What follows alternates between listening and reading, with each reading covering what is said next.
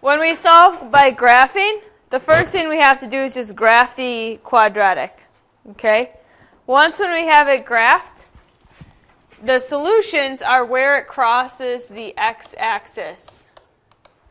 So the solutions to the graph are where the parabola crosses or just touches the x-axis. So which one is the x-axis? Yeah, the one that's horizontal. So we're going to be looking for where we cross or just touch that horizontal line. So here we'll do a first example with this equation. X squared minus 2x minus 8 equals 0. Just like how when you solve these by factoring, when we solve these by graphing, they have to first equal 0. Okay? Otherwise we can't do it. So now, who remembers how we graph these? What do we have to look at first? Mm-hmm. Don't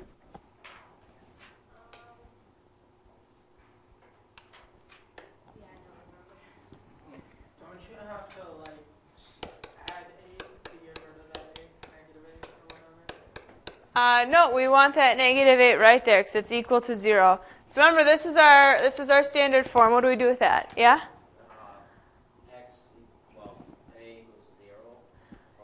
Yeah, figure out what A, B, and C is. So A here is 1, B is -2, and C is -8. Okay, so that's our first thing. We figured out what A is, what B is, and what C is. After we figured out what A, B, and C is, we can then find the axis of symmetry. Anyone remember what that formula is? X equals, what is it? Yeah, -b over 2a. So that's what we're going to do second. So we have our A, B, and C. So now we're going to plug our B value in and plug our A value in. Exactly. Yep.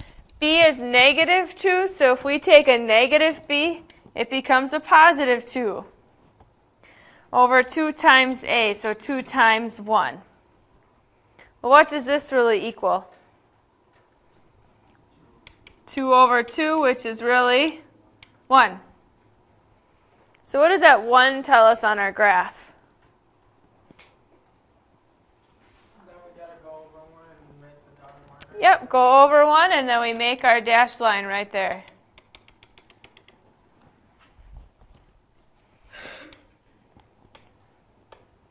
Okay.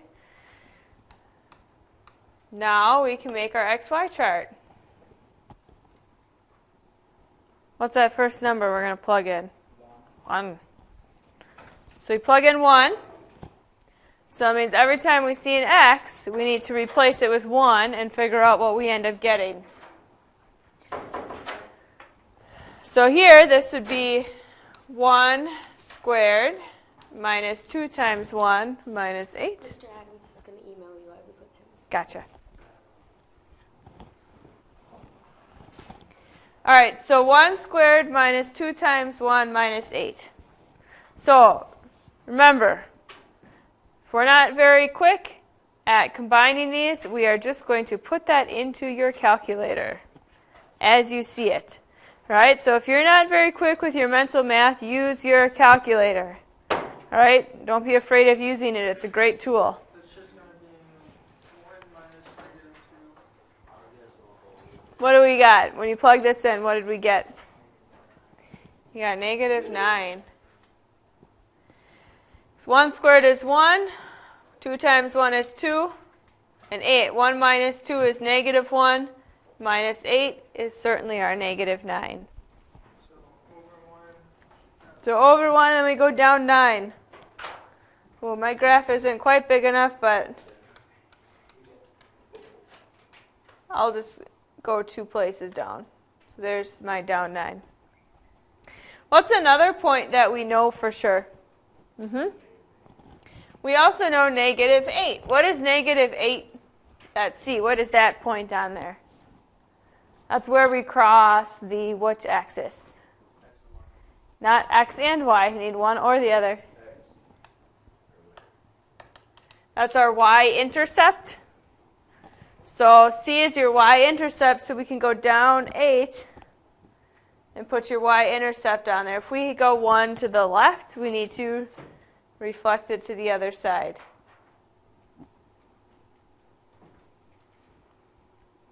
Okay. What's another point we can pick here to graph it? Negative. We probably wouldn't want to go all the way over to negative 3 because that's making a big jump. What? I think it's different graphs. I think. No. Wait, what? I mean, your graph only has one more space, but you wouldn't choose a different number. Okay, so we maybe want to do negative 1. Because look, we have a value at our dash line. We have a value at our y-intercept. We don't have a value at negative 1. You could go to a positive 3. Is that what you were saying? Yeah. Or positive 3 would also be fine. It doesn't matter. Which one would you want to work with, positive or negative? Positive. Positive it is. You can do negative 1. Yeah, you're going to get the same answer we get when we do 3. So if we plug 3 in, we have 3 squared minus 2 times 3 minus 8. Oopsies. So if you just take that and plug that directly into your calculator, 3 squared is 9. 2 times 3 is 6 minus 8. 9 minus 6 is 3 minus 8. So what does your calculator tell you you got? Negative 5. Okay. So that tells us at 3 we go down 5. We put a point. So if we have this point right here, what other point do we have? The one on the other side. The one on the other side.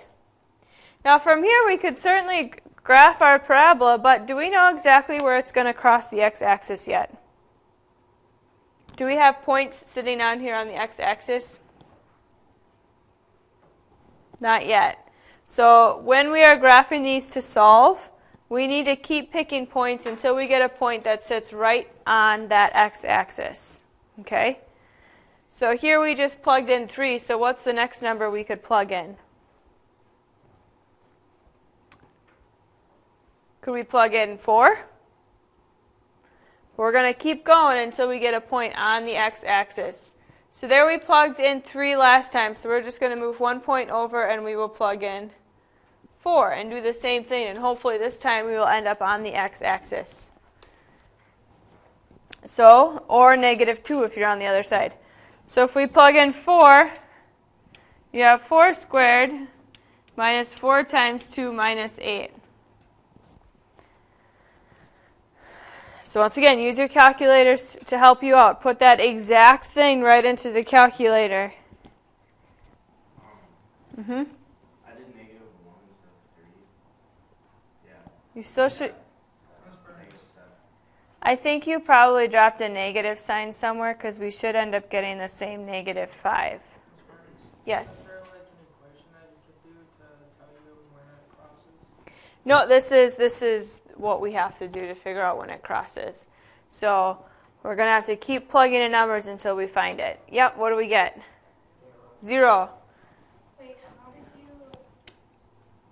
What are those? What are what? Like the dash line? These are the points that we've found so far.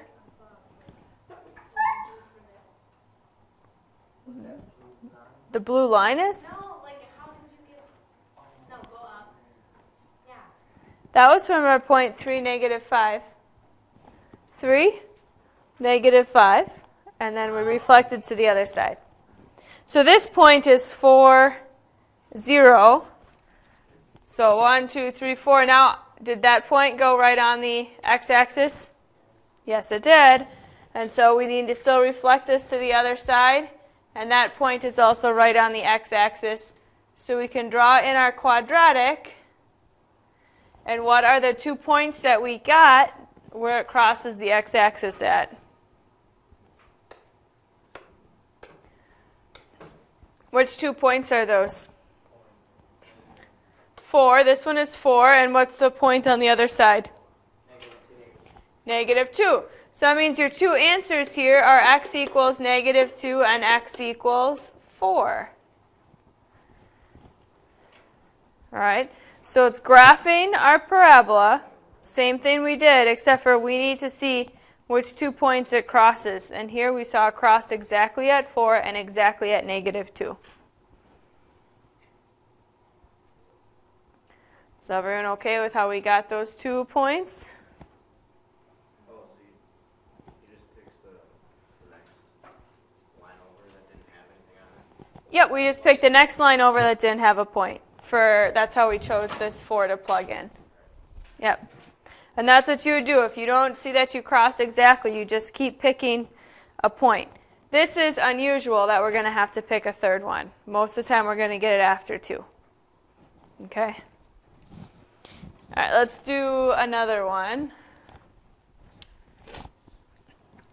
So second example. X squared minus 6x equals negative 9.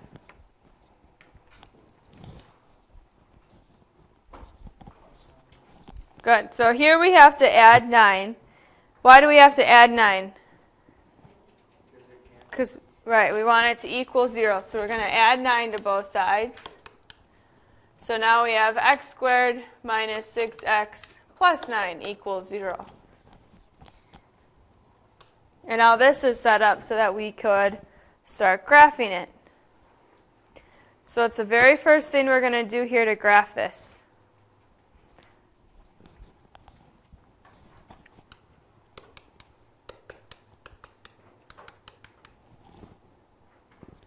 Very first thing, what are we going to find? Yep. The letter and the number. Okay, so what? So A is 1. B is negative 6. Good. B is negative 6. 9. Yep, and C is 9. Okay, so we have our A, B, and C. What can we do after we have our A, B, and C? X axis. So negative b over 2a to find that axis of symmetry. All right, so for this, if we want negative b and b is negative 6, what is negative b really? Yep, a positive 6 over 2 times our a is 1. Well, 2 times 1 is just 2, so this is 6 over 2. What's 6 divided by 2? 3. So this is 3. So what can I do with that 3 on my graph? Yep, make my axis of symmetry, so we'll go over 3. And we'll put that dashed line in there for the axis of symmetry.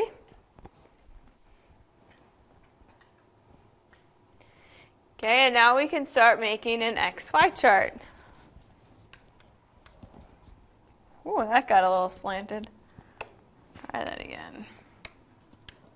So the first value we're going to plug in is 3. So every time we see a 3, or an x, we're going to replace it with 3. So 3 squared minus 6 times 3 plus 9. Once again, you just need to take this and plug that exactly as you see it into your calculator, especially if you're not very quick at mental math. So let's see, 3 squared is 9. 6 times 3 is 18. So we have 9 minus 18 plus 9. Yep. 0. So that tells us we have the point 3, 0. What is that? Is that going to be the solution to it right there? Yeah, because it's crossing the x-axis right there. So we already know what the solution will be. But we still want to finish graphing it.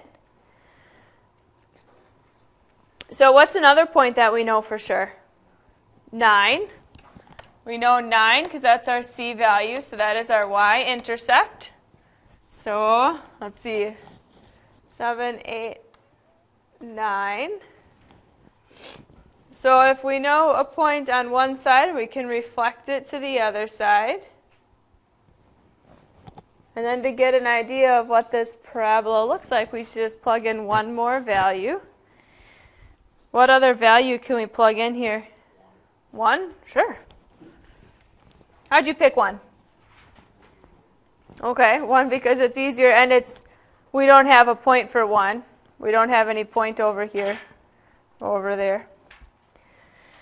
So if we plug in 1, we have 1 squared minus 6 times 1 plus 9. So once again, you use your calculators to help you. So plug this in. So this ends up being 1 minus 6 plus 9. So what does that give you? 4. Negative 5 plus 9 would be a positive 4. So then we have the point 1, 4. And if we have this point, what other point do we know? The one on the other side. There we already know where we're crossing the x, and we have a good 5 points on there, so we can just draw our parabola in. And so what's our solution to this? What value do we cross or touch the x-axis at here? 3. So your answer here is x equals 3. And your graph. Are you getting the idea? So if it crossed at like negative 1, 3, would it be y equals negative 1 and x equals 3? If it crossed here, No, down. Yeah. that wouldn't be a solution. It has to cross somewhere on this x-axis right here. It was like below it somewhere. Like if it started down here, then it would have crossed at 2 separate points, like here and here. So it's always x equals, yep. And you have to put down both points. Both points, but this case we only had 1 point. Yep, so list every point. We're going to do one more example.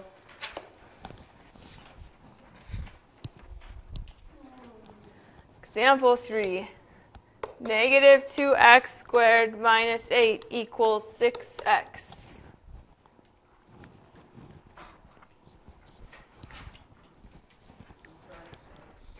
Okay, so we got to get that 6x over, so that's a good first step to subtract this 6x. So negative 2x squared minus 6x minus 8 is equal to 0.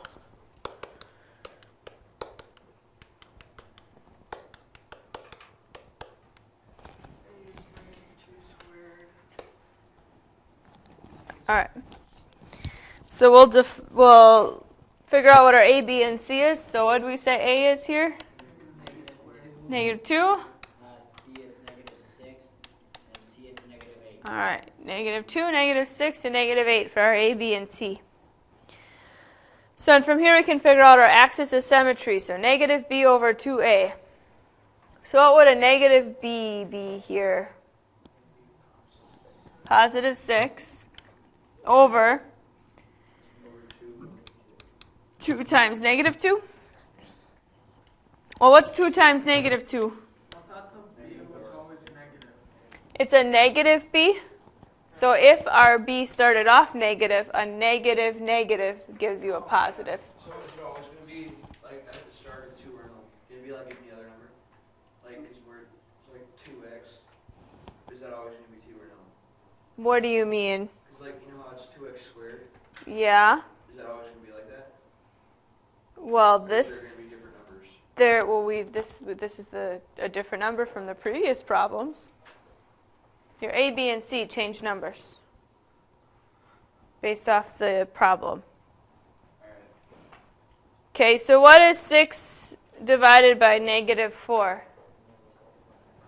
Negative 1.5 or negative 1.5? Ooh, how are we going to put that one on there? In the middle between which two numbers? 1 and 2. Yep, so go over negative in between 1 and 2 and put your dashed line. That's going to happen sometimes. That's okay. This is where you really are going to like using your calculator, though. Because I know a lot of you, and if you have to square 1.5, oof. All right, so we'll make our XY chart. And the first value we'll plug in is our negative 1.5. So this is negative 2, and then times negative 1.5 squared minus 6 times negative 1.5 minus 8.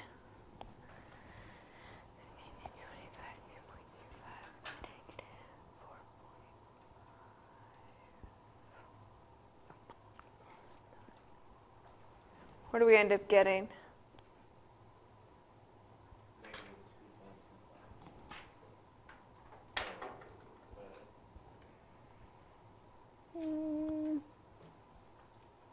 I don't think that's quite right. I think you might have forgot to times the negative 1.5 squared by 2.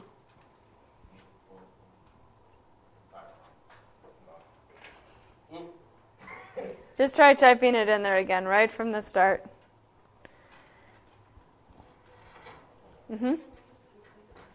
Negative 3.5. That is also what I got when I went through. Everyone else able to get negative 3.5? I'll come over and help you with it after. Soccer. You got 4.5? Just like this you did? Let's see, well, negative. Oh. That's what I got just like that. Okay, yeah, then you have to minus 6 times negative 1.5 and minus 8. Okay. So now this point, negative 1.5 and negative 3.5, that's right in the middle like that. So you just estimate about where that is. Is there another point that we know? Bless you. Was it really necessary to make all that noise? Is there another point that we know? Sorry about it. Shh. What other point do we know on here? What is the C? Yeah, so that's your y-intercept. So you can go down to negative 8. And if we have negative 8 on this side, we can reflect it to the other side. Okay, we probably want to pick one other point, so we have another point down here. What would be another good point to maybe pick? 1, how about negative 1? Negative 1. Let's maybe try negative 1. So let's plug in negative 1. So we have negative 2 times negative 1 squared minus 6 times negative 1 minus 8. So plug that in exactly like that into your calculator, or you can do some mental math for this one and see what you get.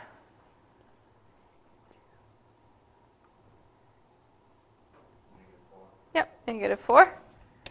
So when we are at negative 1, we are at negative 4. And we can reflect that to the other side. Now here we have some points so we can draw that parabola in. And what do you notice? Well, it's below. It's going down. So if we want to solve this, we want this to be solved, and so we want it to cross the x-axis. Do we cross the x-axis here? Nope. Do you know what that's called when we are trying to solve something and we get to our graph or our solution and it's just not possible? It's called no solution. No solution, and the symbol for that is a circle with a line through it. Do you remember that from last year? Nope. I never learned the circle with the line through it. You may not have learned the symbol last year, but I know you guys talked about no solution. So sometimes when you go to solve things, there isn't a possible answer. Like here in this case, there isn't a possible answer because we don't ever cross that x-axis. So when that happens, it's called no solution. And this is just our shorthand symbol for no solution. Circle with that line through it just means no solution. Okay? For tomorrow, I just want you to do 4 problems. Page 558, 1 to 4.